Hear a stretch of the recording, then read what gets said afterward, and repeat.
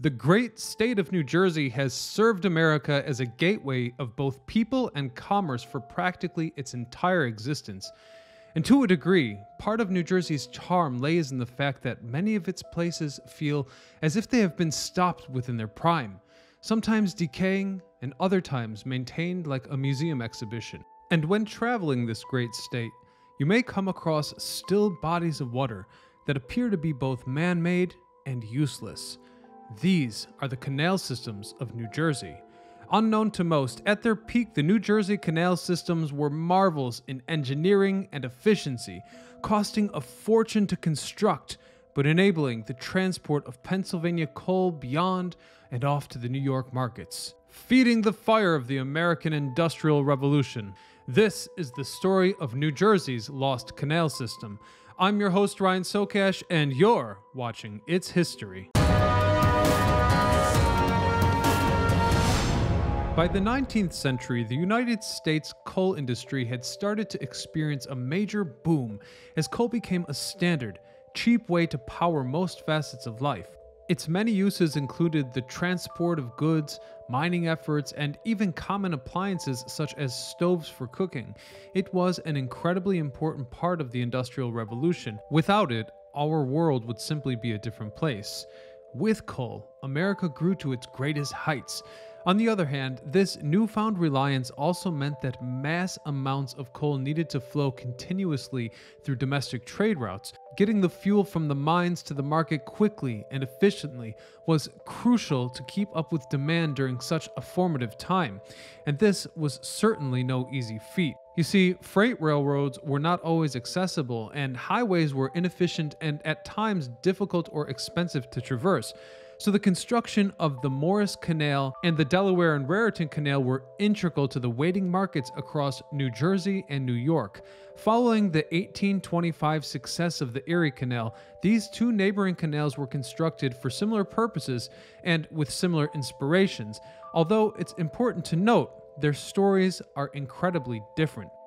The Morris Canal wasn't built by the state. In fact, it began as an idea of a Morristown businessman, George P. Magdalock, while on a fishing trip at Lake Hopticon. Recognizing the magnitude of the opportunity, Magdalock and a group of invested citizens came together to discuss the proposal and make a pitch in 1822. His ideas were received favorably by the state, and on November the 25th, 1822, New Jersey appointed a group of canal commissioners to estimate the cost and determine whether or not the project would be feasible, at this phase pledging roughly $2,000. By the time of the final survey, the summit level was estimated as 914 feet above tide at Newark and 760 feet in Phillipsburg, which was a daunting contrast. With this in mind, it is no overestimation to call the Morris Canal the climber of mountains.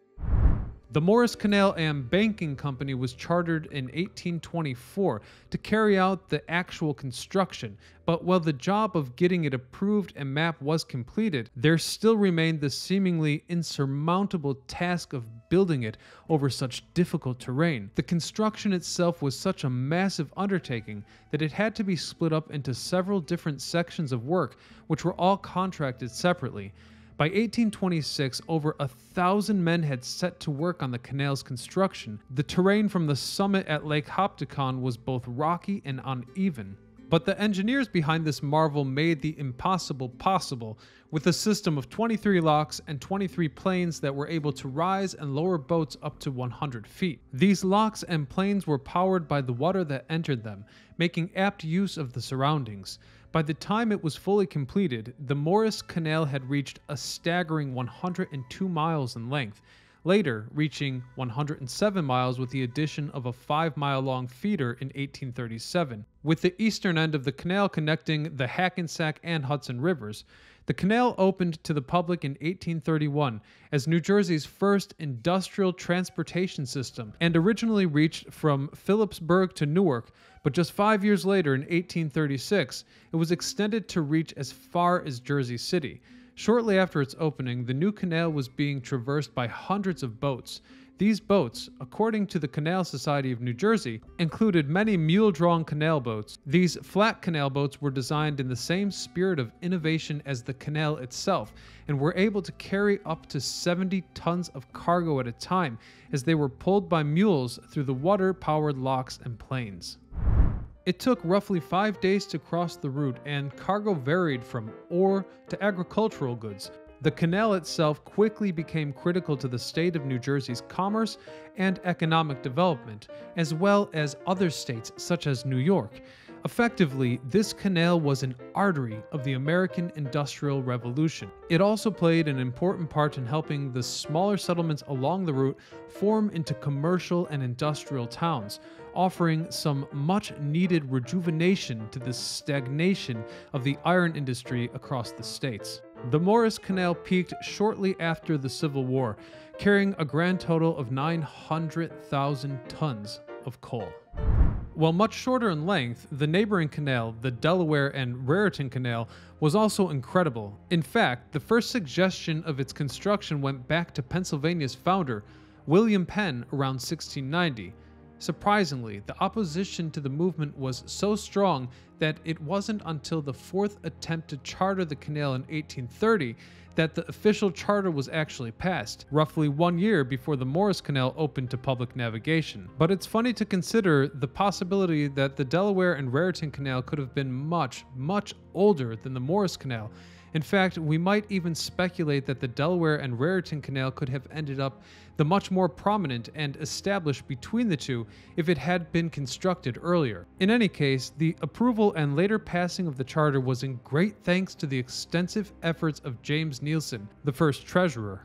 It is also in large part thanks to his belief in the financial benefit the canal would bring that such monumental progress was made, and construction finally began. Canvas White, who previously worked on the Erie Canal project, was hired to oversee the Delaware and Raritan's construction as the project's chief engineer. He also carried out the majority of the necessary surveying work for the route of the canal and was in charge of contracting the men to carry out the actual physical construction. Even before it opened for navigation in 1834, the immense amount of work opened many jobs in the area. Shockingly, much of the canal itself was dug out by hand. The majority of these new jobs were filled by Irish immigrants who had worked alongside White on the Erie Canal, and a number of those had been specifically scouted to cross over to the Delaware and Raritan project once construction was complete. The route was chartered from Bordentown to the Delaware River to New Brunswick on the Raritan River, providing a total length of 44 miles. Placing it just under half the length of its cousin canal. Despite its shorter length, the Delaware and Raritan was otherwise a fairly large canal, boasting 14 locks that were 24 by 220 feet in diameter. And when the river flooded, the excess water would be drained by smaller placed spillways. The canal was 8 feet deep and the banks were lined with stone. This was to allow the traveling boats to move at a decent speed and to prevent the canal banks from washing into the water.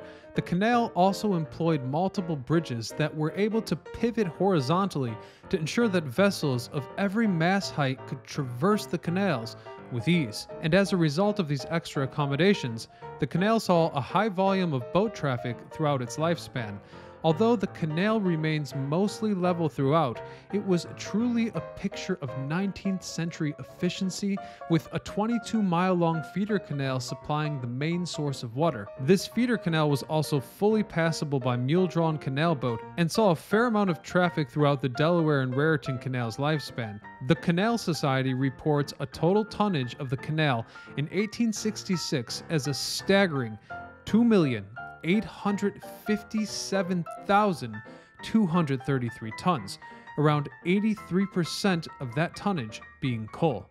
Curiously, the canal was also used to move troops and war supplies and saw a far greater variety of boats than its neighbor. A vast number of boats passed here, from mule-towed canal boats to freight boats to steamboats, and even personal pleasure boats from across the East Coast traversed these waters of the Delaware and Raritan. Goods could be transported between Philadelphia and New York in just 2 days. Its efficiency set a precedent as work continued in further improving trade and transport all across the country. It rapidly became one of America's hotspot canals, at times even overtaking the Erie Canal in terms of total tonnage and profits.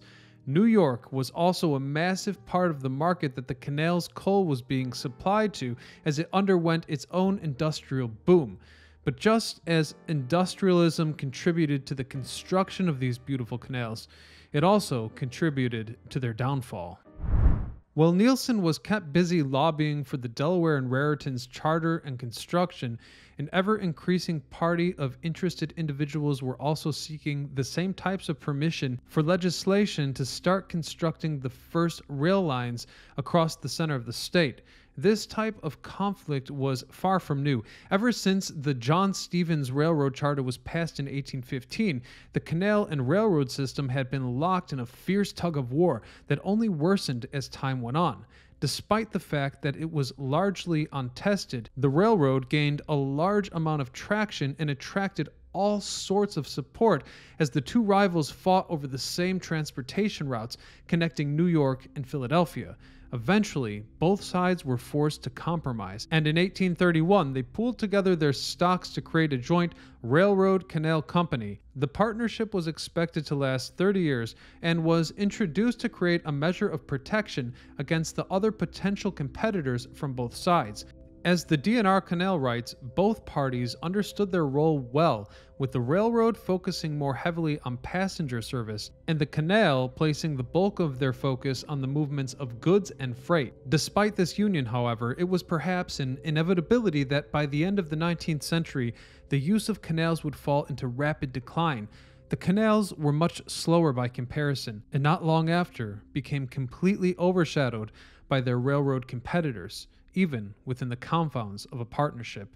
Hence, the Morris Canal was leased out by the railroad company to eliminate competition, and it was repossessed by the state of New Jersey in 1922. Although it remained as it was for 2 more years, it was eventually drained of water in 1924. The Delaware and Raritan Canal's last year of profit was in 1892 and was closed 10 years after the Morrison Canal, with state repossession occurring in 1936.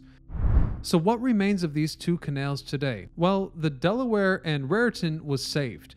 Rather than leaving it to sit in despair, it was rehabilitated and designated as a water source for the state, and to this day, the canal still serves many people of the state of New Jersey. In 1974, over 60 miles of the canal were designated as an official state park, and it is beloved by millions of people from across the East Coast, locals and tourists alike. The Morris Canal was initially far less fortunate, with much of its route being tragically lost and destroyed as the state developed with new housing and highways. Even so, there are plenty of parts still intact. In 1981, the Morris Canal was designated as a part of the Warren County's Open Space Plan and was appointed a committee tasked both with protecting the remains of the canal and spreading the story of its incredible history. Starting in 2012, an ongoing project called the Morris Canal Greenway has begun, with an envisioned 111-mile pedestrian and bicycle path along the original historic route of the canal. And it is through these efforts that the incredibly important stories of the canals will live on to present day. Their heydays have indeed passed, but these canals offer us a chance to appreciate the great contribution of America's Industrial Revolution. I love the state of New Jersey, and I have many more topics to cover there. So if you're from New Jersey, subscribe to its history and give me your episode ideas in the comments section below. This is Ryan Socash, signing off.